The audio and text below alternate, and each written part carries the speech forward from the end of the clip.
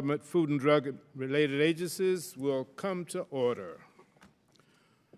Let me say welcome to Chairwoman DeLaura, Ranking Member Granger, Ranking Member Fortenberry, subcommittee members who are here in person, and those participating by secure video teleconference, including Ms. Wasserman Schultz, and I expect shortly Ms. Ming. Before I move to my opening statement, I'd like to offer a brief explanation of how this markup will work. Today's room has been configured to maintain the recommended 6-foot social distancing between members, staff, and the press corps in the room. As I mentioned, some members have opted to use secure video teleconferencing, which will allow them to participate remotely. For those on video conference, once you start speaking, there will be a slight delay before you're displayed on the main screen. Speaking into the microphone activates the camera, displaying the speaker on the main screen. Do not stop your remarks if you do not immediately see the screen switch. If the screen does not change after several seconds, please make sure that you are not muted. To minimize background noise and ensure the correct speaker is being displayed, we'd like to ask that members who are participating by video remain muted unless you have sought recognition. In terms of the speaking order, we will follow our traditional order, beginning with the chair and ranking member of the subcommittee, then the chair and ranking member of the full committee, and then any other members who may wish to speak. Finally, we've set up an email address to which members can send anything they wish to submit in writing at any of our hearings or markups, including documents to be inserted in the record by unanimous consent, amendments, motions, other unanimous consent requests, and so on. That email address has been provided to your staffs. I would remind all members that they must verbally request unanimous consent out loud, as well as sending the document or written unanimous consent request to the email address. Before us today is the Chairman's mark for the fiscal year 2022 Agriculture, Rural Development, Food and Drug Administration, and related agencies appropriations bill. The bill and accompanying report are the products of a lot of hard work. And this year, for the first time in over a decade, we included community project funding. Let me take a moment to express my gratitude to the ranking member of the subcommittee, Mr. Fortenberry. Over the past 3 years, we've developed a very close working relationship. I appreciate his outside-the-box thinking to grow the agriculture family and to create livable ecosystems of sustainability and to ensure that our USDA programs are working for everyone. Again, in large part, due to our close collaboration and the collaboration of our staffs, we have developed what I believe is a great bill that will help millions of Americans each and every day. This year, our subcommittee held 8 hearings, including one with Secretary Vilsack. Our fiscal year 2022 allocation is $26.55 billion, compared to the fiscal year 21 enacted level of $23.699 billion. This bill addresses 3 overarching priorities. First, by our estimate, the bill provides nearly $400 million in investments solely to ensure equitable participation in USDA programs, more than 16% higher than the administration's impressive request. Among those investments are increases at our 1890 and 1994 land-grant universities and Hispanic-serving institutions. It also provides funding to improve program access to historically underserved communities and provides a healthy increase for USDA's Office of Civil Rights above the budget request. Secondly, it provides nearly $350 million to address the impacts of climate change and the challenges of ecosystem sustainability. Third, it fully funds federal pay costs and rebuilds the leadership offices at USDA that have been decimated over the past several years. These changes will ensure that program levels are not reduced by having to absorb pay costs and that they are properly managed. Supporting our rural communities remains a top priority. In total, the bill provides more than $4.43 billion in budget authority for rural development programs to fund critical infrastructure such as water and wastewater systems and rural housing needs. The bill invests more than $900 million for rural broadband expansion, including $800 million for the Reconnect program. Since 2019, more than 200,000 rural households have gained access to broadband through these programs. The bill also provides over $2.9 billion for farm and conservation programs. This includes $60 million to resolve ownership and succession of farmland issues, also known as the heirs property issue, which predominantly affects black farmers and has led to the loss of millions and millions of acres of privately held farmland. The bill provides $3.3 billion for agricultural research, which is the reason that American agriculture produces the highest quality, the safest, the most abundant, and the most economical food and fiber anywhere in the industrialized world. The bill continues our steadfast commitment to our country's long tradition of humanitarian assistance by including $1.74 billion for the Food for Peace grants and $245 million for the McGovern-Dole program.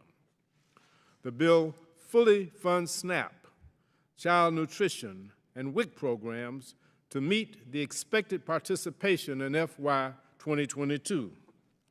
For the first time ever, the bill provides additional protections for SNAP recipients by providing a such sums appropriation for the fourth quarter of FY 22 to ensure that SNAP does not and will not run out of money. In this bill, we provide $3.45 billion to the Food and Drug Administration. Within this total, there is an increase of $72 million to address the opioid crisis, rare cancers, and resume unannounced in-person inspections in the two largest foreign drug manufacturing countries from whom we import pharmaceuticals. It also includes a $65 million increase to avoid or more quickly respond to food outbreaks and address heavy metals in baby food. Finally, the community project funding. I really enjoyed reading through the requests and learning quite a bit about what is important back home for so many of our members. The bill provides funding for 111 projects, totaling about $203 million in both Democratic and Republican districts. This is a good bill, and I ask for your support. I want to thank my personal staff, Michael Reed, Tanisha Boomer, and Danny Giddings, and the subcommittee staff, Martha Foley, Demlyn Jones, Perry Yates, Joe Lehman, Justin Masucci, Randy Staples, Echo Dominicus, and Will Ostertag for their hard work in getting us to this point on the bill. I'd also like to thank the minority staff, the staff director, Tom O'Brien, and all of the minority staff for their collaboration and cooperation in producing what I believe is an outstanding work product. With that, I now recognize Mr. Fortenberry, who has been a phenomenal partner, thoughtful and collaborative in this endeavor. Mr. Fortenberry, you are now recognized for any opening remarks that you would like to make. Thank you so much for yielding, Mr. Chairman. I'm also very grateful for your friendship. And let me start by saying this. Agriculture has a unique ability to unite people across political, social, and economic divides. And I believe that unity is reflected before us today. Mr. Chairman, you have shown amazing equanimity, working in fairness with our members and yours, We owe you and your staff an enormous amount of gratitude in getting us to a place where we could meet multiple member requests and have a good base bill to work from. Thank you so much. Mr. Chairman, production agriculture, it remains the mainstay of places like the Cornhusker State where I live. Production agriculture is also the mainstay of America's ag economy. Our extraordinary natural resources, ingenuity, technological prowess allow our nation's large-scale ag producers to provide the most abundant, low-cost, nutritious, and diverse array of foods in the world.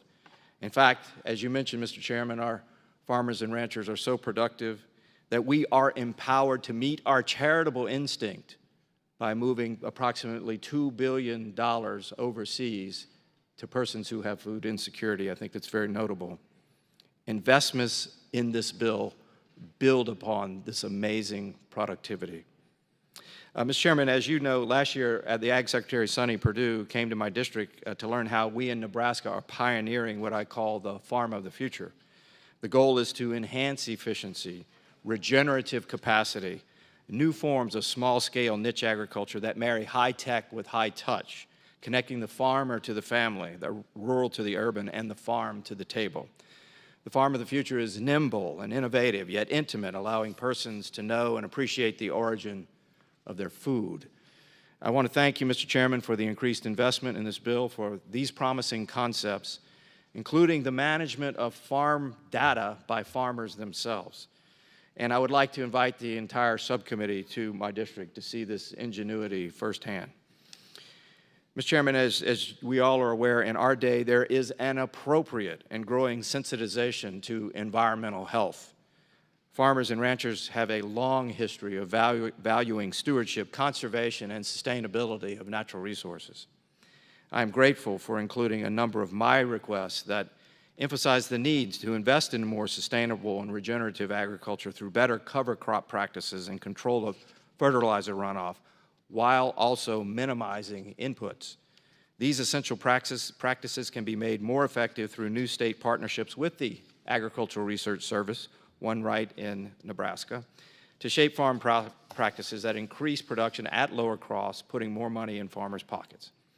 Now, I'm not quite sure we can afford the $350 million increase in the emerging science on climate, but I do endorse investments in a new architectural program, or paradigm, I should say, for the 21st century, in which the ag economy makes smart, market-based decisions for enhanced profitability that result in a healthy, clean environment. That's the fullness of sustainability, an essential part of the ecosystem of livability. Finally, Mr. Chairman, I believe we now have an opportunity to expand and broaden the definition of the traditional ag family. Expanding our ag family with innovative opportunities that add value to our commodity groups, augment specialty crops, and reconnect the farmer to the family will expand local economies and tap into important growing trends about knowing your food.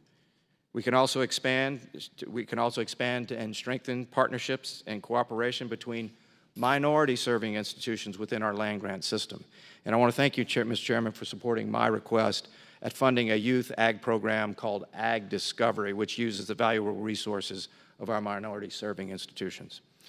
Of note as well, as you have pointed out, there is a substantial increase in broadband for our rural communities, and something very important here, an enhancement of drug safety with additional resources for unannounced drug inspections in China and India. Mr. Chairman, of course, my preference is to highlight all the positive decisions in the legislation. I'm also obliged to address several areas of concern. As Ranking Member Granger has pointed out on several occasions, the increases in the bill proposed for non-defense bills like this one are too high. I would also like to point out that the bill contains a nutrition program provision that grants unlimited funding in the final quarter of this year. This is an issue that we believe we should leave up to the authorizing committee. With those things said, Mr. Chairman, I look forward to working with you, solve problems, think creatively, and get us hopefully to the point where we can pass a good bill into law. Thank you, Mr. Chairman. I yield back.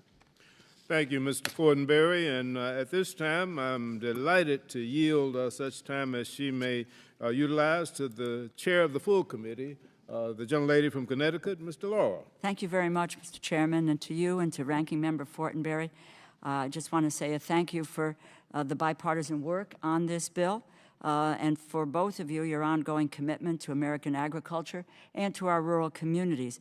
I might add, in your opening statement, Mr. Chairman, you talked about your friendship with the ranking member, and it's the hard work and dedication, but I believe at the core of the success of this bill is that a friendship that the two of you have forged together. So, and indeed, it is a good bill. And I also want to say a thank you to Ranking Member Granger, who I know also shares that commitment. Having chaired this Agriculture Subcommittee in the past, I know firsthand the important programs and the agencies this bill funds across the U.S. Department of Agriculture and the Food and Drug Administration. We have provided an increase of more than $2.8 billion for this year's bill, reflecting a total commitment of $26.55 billion in discretionary funding and resources for American families, our farmers and ranchers, and our rural communities within this bill. The COVID-19 pandemic created the greatest public health and economic crisis in a generation, and agriculture and the food system were not spared. Early on, we quite literally watched consolidated food supply chains break down right before our eyes. We saw on TV crops being plowed under. We saw that milk was being dumped. And as we build back, we must prioritize resiliency, not just for our farmers, but for American families and children who rely upon a safe, abundant, and accessible supply of food. I am proud of the bill's strong measures to combat hunger and nutrition insecurity. We meet the President's request and provide $6 billion in funding for the Special Supplemental Nutrition Program for SNAP and for the Women, Infants, and Children Program, WIC, which will extend the program's increases in fruit and vegetable benefits through September 2022. This is an investment in a healthier generation and will help us fight chronic, diet-related issues like obesity and diabetes. This bill provides funding to safeguard the SNAP program as well as the child nutrition programs like school meals, which were recently shown to be the healthiest source of food consumed in the country. We also meet our moral obligation to fight hunger internationally by providing $1.74 billion for Food for Peace grants and $245 million from a governed dole. We also provide more than $1 billion in USDA's Food Safety and Inspection Service to keep the agency's frontline inspectors in plants, ensuring the safety of meat and poultry. And while speaking of meat and poultry, I want to highlight the USDA's newly announced Meat and Poultry Inspection Readiness Grant Program, more than $55 million to expand opportunities for small and mid-sized processors. Consolidation by corporate meat packers has been rampant and unchecked, and it is a danger to both farmers and consumers. More action is needed to address this anti-competitive behavior in agriculture, but USDA has taken an important first step. This bill also provides $347.4 million across USDA to confront the climate crisis and position American agriculture and our farmers as a key part of the climate solution. This funding will help advance regenerative agricultural practices that capture carbon by building soil organic matter. And for the first time, we have included dedicated funding for alternative proteins research within the Agricultural Research Service.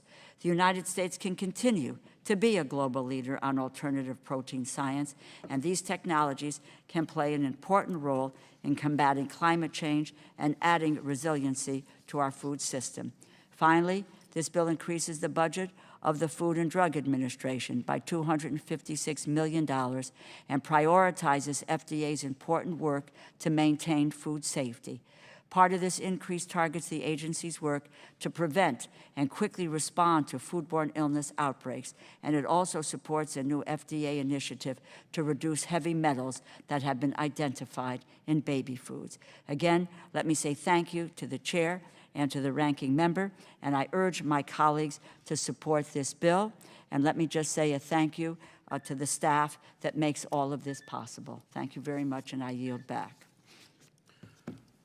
Thank you, Madam Chair. And at this time, I'd like to yield to the distinguished ranking member of the full committee, the gentlelady from Texas, for whatever opening remarks she may care to make. Thank you, Chairman Bishop. Thank you for presenting the fiscal year 2022 Agriculture, Rural Development, Food and Drug Administration and related agencies appropriation bill. I also want to recognize the ranking member of the subcommittee, Mr. Fortenberry. I know both of you have worked together to fund priorities of members on both sides of the aisle. While this bill funds many important programs, it's based on a funding framework that does not have bipartisan support. To put it simply, the increases proposed for non-defense bills like this one are just too high. At the same time, the funding for our nation's defense is too low to meet the security challenges we face worldwide. If we want to fund the good things contained in this bill, we must work together to develop spending levels both sides can support. We also need to agree to leave out controversial provisions. I have a few examples that I hope will be carefully reviewed as this particular bill moves through the process. The bill essentially grants the administration unlimited spending authority for a nutrition program that was already dramatically expanded during the pandemic. At a time when our nation's spending is at an all-time high, we should be finding ways to rein in spending rather than write a blank check. In addition, if there's one thing we know from the events of the last year, it's that we are too reliant on imported medical products. The FDA must help to create a regulatory environment where manufacturers of medical equipment and pharmaceuticals come back to the United States. Some of the statistics are truly alarming. For example, 74% of the plants that manufacture drug ingredients are overseas, and 54% of the plants that manufacture finished drugs are also overseas. Nearly 20% of those facilities have not been inspected at all, not at all in the last 5 years. This is an unacceptable national security and public health risk. While I'm encouraged that the bill includes funds for unannounced inspections of drug manufacturing plants around the world, more must be done. In closing, it's our responsibility on the committee to develop appropriate bills with the bipartisan support that can get signed into law. We can't allow an important bill, a very important bill like this one, that supports our farmers and our ranchers, expands internet coverage into rural areas, and ensures that our drugs are safe and effective to be delayed. Our disagreements can be easily resolved if we commit to addressing them now, but time is of the essence. The end of the fiscal year will be here in less than 100 days. Mr. Chairman, I look forward to continuing to work with you and Chair DeLauro to address these concerns as the process moves forward. Thank you. I yield back. Thank you, Ms. Granger. Are there any other members who wish to be recognized?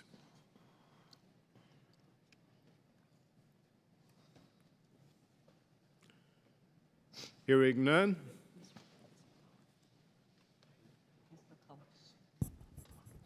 I'm sorry, Ms. McCollum, you are recognized.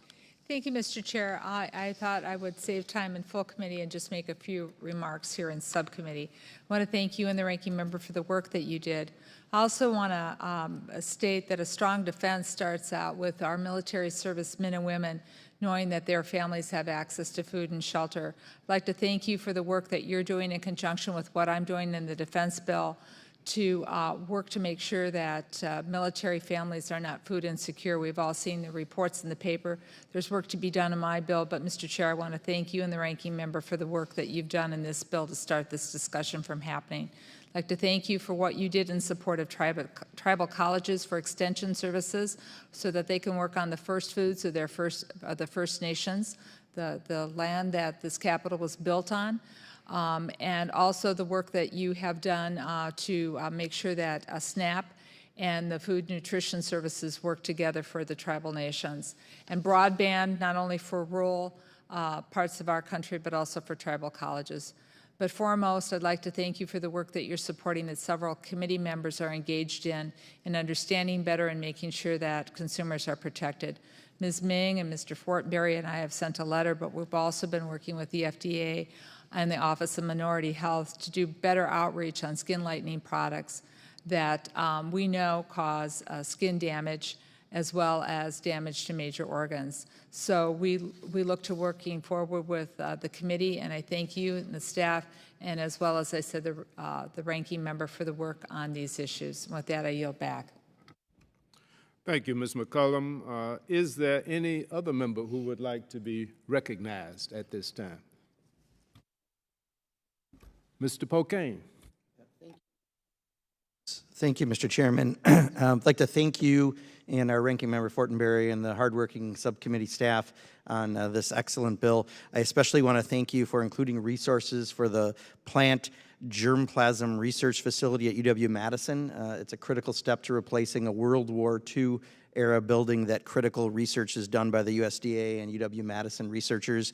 And I was also very pleased to see funding for the rural city of Reedsburg, Wisconsin, to turn a decommissioned elementary school into a community center.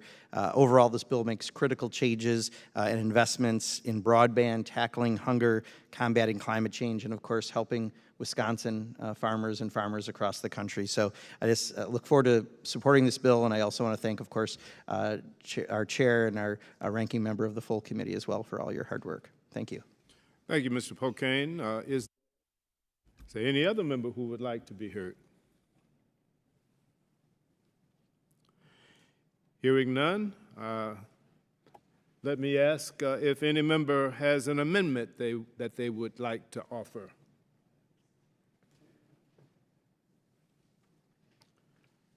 If not, I'd like to recognize Ms. Pingree, the gentlelady from Maine, for a motion.